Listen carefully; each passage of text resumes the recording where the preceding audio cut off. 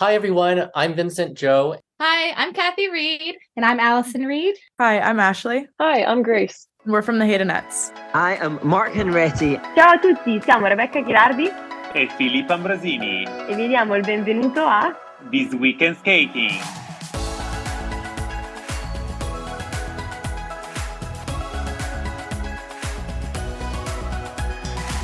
Welcome to This Week in Skating, the weekly podcast bringing you the latest news from the world of figure skating. Here are your hosts, Daphne, Gina, and Matteo. Welcome back. Yes, I'm here. This is Daphne. I'm joined by Matteo. It's just the two of us this week. We've got a lot of things going on, behind the scenes. So Gina has this week off, but we should all be back here next week to talk about the World Junior Championships. I'm super excited about them, Matteo. I know I have made point of saying I just love the group of juniors we have internationally this year. And I'm excited to see how it all plays out. There's a lot of little rivalries, friendly rivalries, I should say. And I'm excited to see how it plays out. Yeah, it's a very interesting competition. And it feels like, having just come back from the Olympics, it feels like I blinked and it's already time for the Junior World Championships. But it's great because that's the beauty of these parts of the season with the Olympic Games. It's almost non-stop, one after the other. We have Junior Worlds and then we have Senior World, and then the competition is closing. And, the 4 years that lead to the Olympics are closing, which are quite an important mark for us in figure skating. But yeah, talking about the post-Olympics, how much is going on of skaters posting memories and one thing and the other thing. And I'm enjoying going on social media and seeing all the behind the scenes of, those sharing their collection of pins or what they did with all the other skaters and friends and families. And overall, figure skating was the top sport at the Olympic Games. For instance, in Italy, I found out from my friends on national TV there that the figure skating was by far the most watched sports on TV. And I'm so glad about it because it's beautiful. We love it. So I'm glad that all these athletes are getting the attention that they deserve. And overall in the world, shall we mention Alisa Liu's Instagram page? I think we might have talked about it the other week, saying that she went from 250,000 to I think it was probably 3 million followers the other week.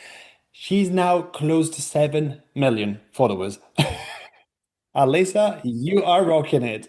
Wow. I love it so much. I went to a work lunch today and several of the people there wanted to know what I thought of the Olympics.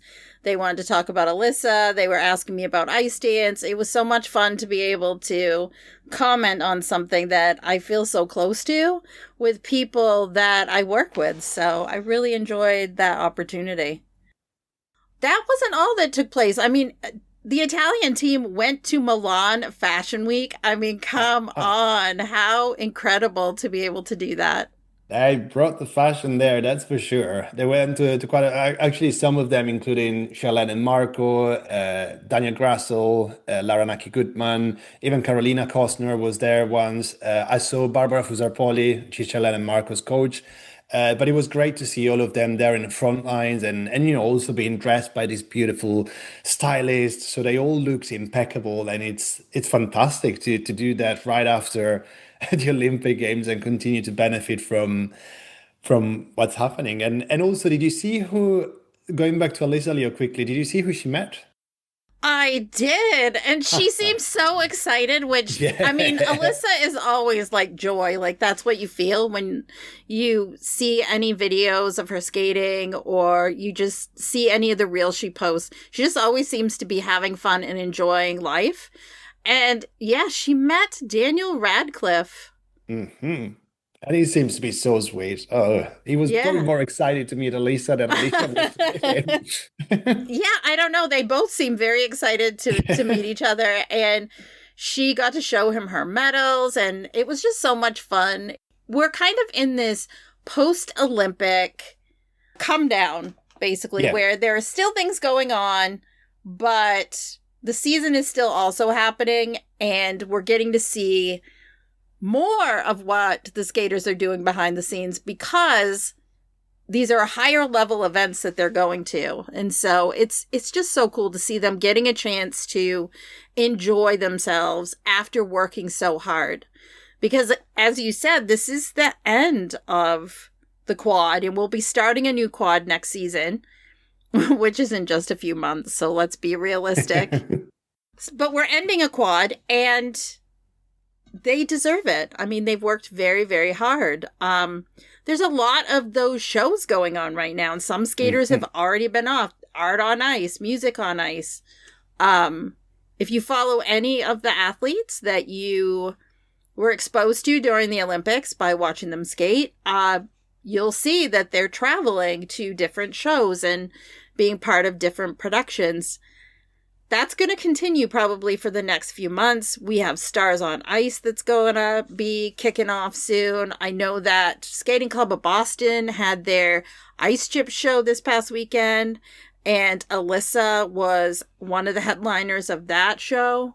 Also, Worlds are at the end of this month, and though we know some teams or skaters have withdrawn and are not going to Worlds, I still think that the roster for that event is going to change. Yeah, we know it's going to be the case. Yeah, probably a lot more than what we've seen so far. And we will give you a rundown of what we know as of Monday, March 2nd, when we're recording this. So let's go ahead and kick into general skating news. Now, some of this news I want to let you know came out last week. And a little bit the week before, because we didn't do a weekly last week. So this first one, North Texas figure skating coach Benjamin Schroetz has been arrested and charged with 1 count of indecency with a child and 1 count of sexual assault. Schroetz has spent the past 30 years coaching and teaching figure skating in North Texas, including at the Allen Community Rink. As of the recording of this podcast, he has denied the allegations. We will keep you up to date as new information comes available. US champion Johnny Jones passed away on February 20th. He was a US champion in pairs and ice dance in the 1970s and a longtime world and Olympic coach. A memorial service will be held on March 7th, 2026 from 11 a.m. to 2 p.m. EST at Audubon Country Club in Naples, Florida. If you're planning to attend, there is an RSVP, and we're going to put a link in our show notes. The 2026-27 rhythm dance information was kind of surprisingly released during the Olympics. I know I wasn't expecting it. There were some original posts, and then the ISU released a document as well. The Ice Dance Technical Committee has proposed that next season, the theme and music for junior and senior rhythm dances will be rhythm and waltz. Any style of waltz is permitted, from more traditional forms to modern interpretations. At least 1 additional rhythm must be included to support the chosen concept or theme. And as of now, they haven't suggested any rhythms that you include with it. They may when the actual ISU documentation comes out. This is provisional. It's subject to approval and publication in an ISU communication, so we'll be waiting for that. For junior, 1 sequence of the Westminster Waltz. For senior, we're going back to a section of the pattern dance. It is Golden Waltz, and it will be starting from step 34 through step 20. We have some end of partnership news. The ice dance team of Chisato Uramatsu and Atsuhiko Tamura announced the end of their partnership, and they're both searching for new partners. They skated together for just 1 season. Gabrielle Daleman announced that there is a new documentary coming out that will go through her life and career. This is due to come out later in the year, and Gabby will announce in due course when it will come out and where we can all watch it. Now, we mentioned the Senior World Championships, which is going to take place at the end of this month. There are some withdrawals and additions that we can already mention. Luna Hendricks of Belgium announced on her social media that she won't be competing at Worlds, saying that the season was quite intense while with her searching, reaching the Olympics and particularly coming out of injury. She's being replaced by Jade Hovin. Next, Riku Miura and Ryuichi Kihara of Japan, the new Olympic champions, announced that they won't be competing at Worlds, saying that there was a short turnaround between the Olympics and Worlds. That's a shame, but it's understandable, and they, of course, achieved something massive in Milano. And lastly, Giulia Isabella Paolino and Andrea Tuba of Italy have been added as the second ice dance team for the Italian team. Moving on to event results and coverage. The 2026 Maria Olszewska Memorial took place this past weekend. So let's start with men. Gold was won by Andreas Norderberg of Sweden, silver by Kornel Witwowski of Poland, and bronze by Maurizio Zandron of Austria. In the women's, gold was won by Kristina Lizovskaya of Estonia, silver by Nikola Fomchevkova of Latvia, and bronze by Julia Grabowski of Germany. In dance, Gina Zender and Beta Leon-Sieber of Switzerland took the gold medal. Silver was won by Poland's Sofia Doval and Victor Kolesza, and bronze was won by Alexandra Borisova and Aaron Freeman of Poland. The junior winners for men were Oscar Oliver of Poland, women, Uxia Gonzalez Abraldez of Canada. In pairs, Mary Kim Ranzi and Enric Legault of Canada, and in dance, Madeline Breu and Curtis Chi of Canada. Now let's move on to the 2026 Bellu Memorial, which took place in Bucharest, Romania. In the men's, gold was won by François Pitot of France. Also from France in silver, Luc Economides, and in bronze, Matteo Nalbone of Italy. And women's, gold was won by Elizabeth Gervais of Israel, silver by Salma Agamova of Turkey, and bronze by Marietta Atkins of Poland. These were the only two disciplines that took place in Romania. Next, the 2026 Skate Berlin International, which was the week before men. The winner of the men's event was Daniel Martinov of the USA, followed by Tamir Kuperman of Israel in silver, and Lev Vinokur of Israel as well in bronze medal position. In the women's, gold was won by Marina Pireda of Italy, followed by Vanessa Selmekova of Slovakia in silver medal position, and Oona Ounasvuori of Finland in bronze medal position. In the dance event, Germany's Charisse Matai and Max Liebers won gold, followed by Israel's Shira Ichilova and Mikhail Nosovitsky, and bronze was won by Giulia Paolino and Andrea Tuba of Italy. The junior winners, in the men's event, Germany's Genrikh Gartung took the gold medal. In the women's event, Leandra Simpolkakis of Switzerland took the gold. Ukraine's Hannah Herrera and Ivan Kopta won the junior pairs event. And in dance, Germany's Alexa Kruk and Jan Eisenhaber brought home the gold medal. We will include in our show notes results from other competitions that took place, including the Budapest Cup in synchro. So we are ready to move on to upcoming events for the week. And of course, we are going to talk about the 2026 World Junior Figure Skating Championships, which is coming back to Tallinn, Estonia for the fourth time. And it's going to take place between March 3rd and 9th. So let's start by looking at the men's field. We are going to see another big competition between Ryo Nakata of Japan and Minkyu Seo of Korea. So Nakata won the Junior World Championships last season over Seo, but Seo won the Junior Grand Prix final this season. And we will remember that Nakata was first after the short, but then Seo won the free and the Junior Grand Prix title. So it's going to be quite a nice challenge between the two of them to look forward to.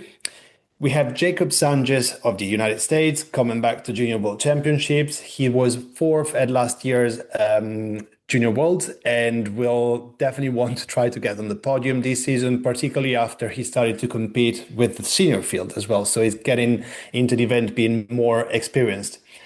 Also from the United States, Lucius Kazanecki will be there. He won bronze at the Junior Grand Prix final. So let's see what he will be able to do in Tallinn. And others to watch are Belgium's Denis Kroglov, who was fourth at the Junior Grand Prix final, and Japan's Taiga Nishino, which is going to be at his Junior World Championship debut. And as we know, Team Japan is always incredibly strong, so let's see what he's going to be able to do. And Korea's Abin Choi. Now, in the women's, we have Queen Mao Shimada of Japan. She's already a three-time junior world champion. Guess what? She won the Junior Grand Prix final again.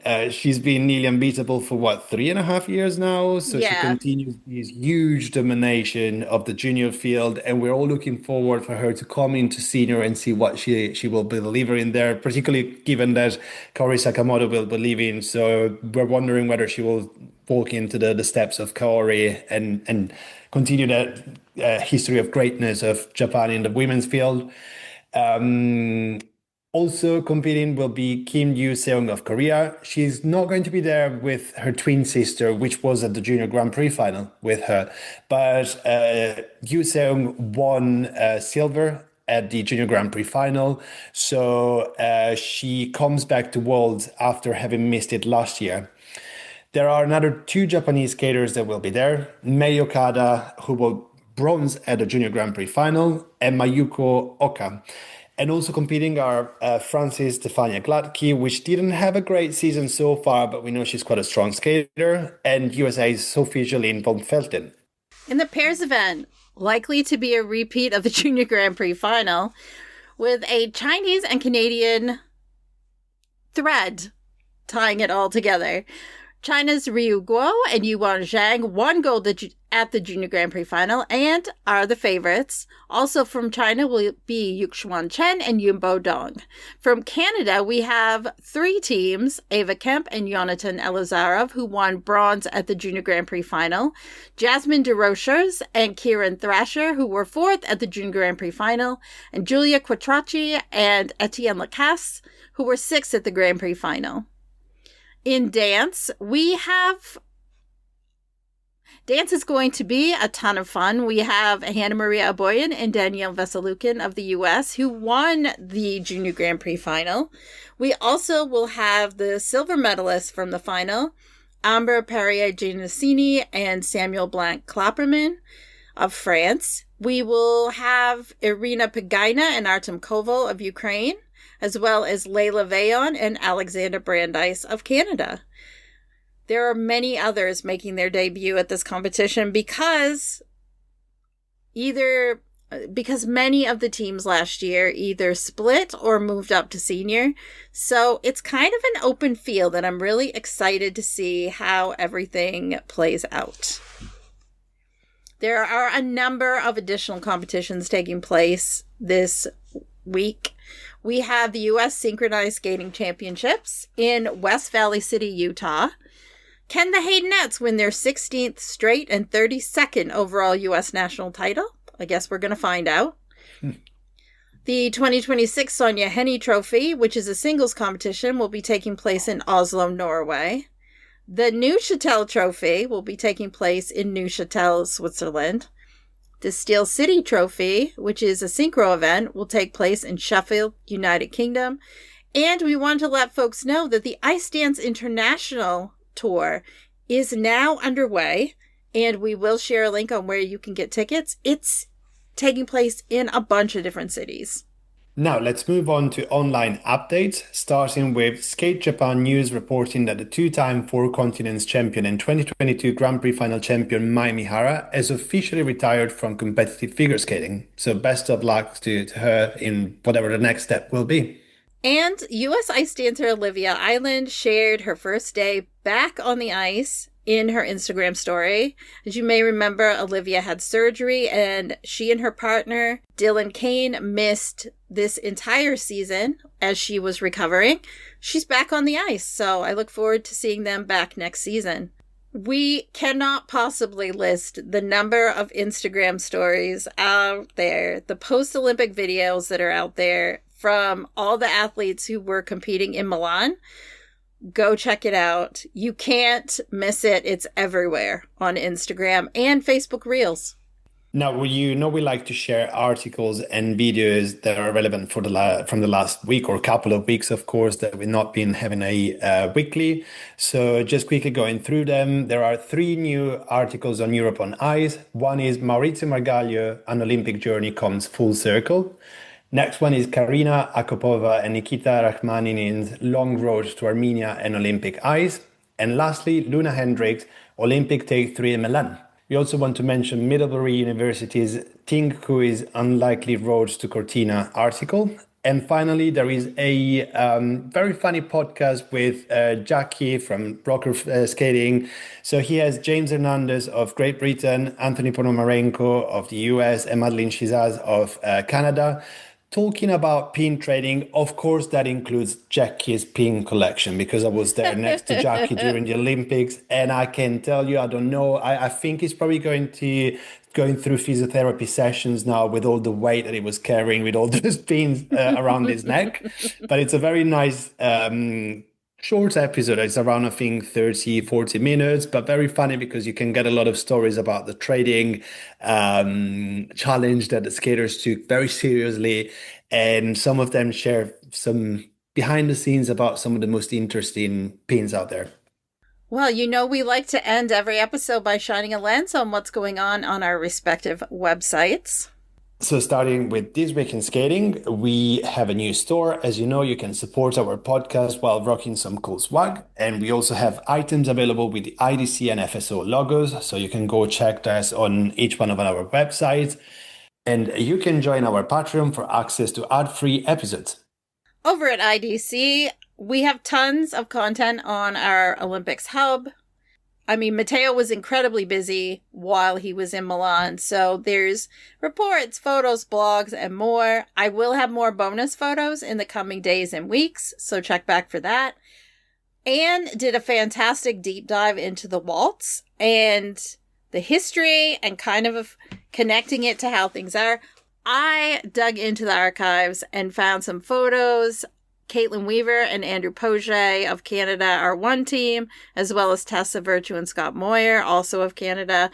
And even Anastasia Olsen and Jordan Cowan, I dug and found a photo of them from the Westminster Waltz. That's all part of that selection there. I will have a preview and photos and recap of the World Junior Championships. We are down to the last two major competitions. We've almost made it. So those will be coming this week. Gina over at FSO, she's got the making of Sonia Hilmer's Olympic Village art. So there's some information on that. It's a great article. She also is planning an Olympic blog. That's going to be coming. And then her Junior Worlds content. She'll have a preview of the event, photos, etc. So check that out, probably in a day or two. Well, Matteo, we have made it to the end of the episode. I am glad that you guys are back from Milan and getting back into the swing of things, probably with work and life and everything else that's been going on. But before we sign off, we'd like to wish Jennifer a very happy birthday. Jennifer is very busy every week helping us out behind the scenes. The three of us will be back next week and we'll be ready to talk about the World Junior Championships, so stay tuned. Thanks for tuning in to another episode of This Week in Skating. Remember, you can keep up with us throughout the week by visiting our website at www.thisweekinskating.com. Connect with us on social media for additional updates. You can find us on Twitter at This Week in Skating without the E's, or Facebook, Instagram, and Threads at This Week in Skating. You got a burning question or feedback for Gina, Daphne, or Matteo? Reach out to us via social media or drop us an email at thisweekinskating@gmail.com. And if you're really enjoying the show and want to support us further, consider joining our Patreon community at patreon.com/thisweekinskating. Until next time, have a nice week.